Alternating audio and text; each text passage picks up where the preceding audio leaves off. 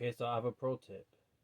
When you're installing, like your linkages, let's say on your steering linkages, or this axle link for this monster truck right here, the TLR LMT. So you make yourself like a nice kebab of pillow balls on the flat side of the driver, and then add them like this.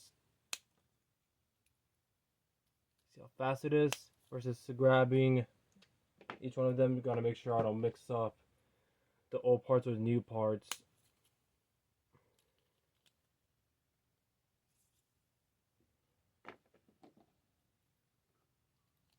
Make this all one video. Okay, pause. Alright, the last two.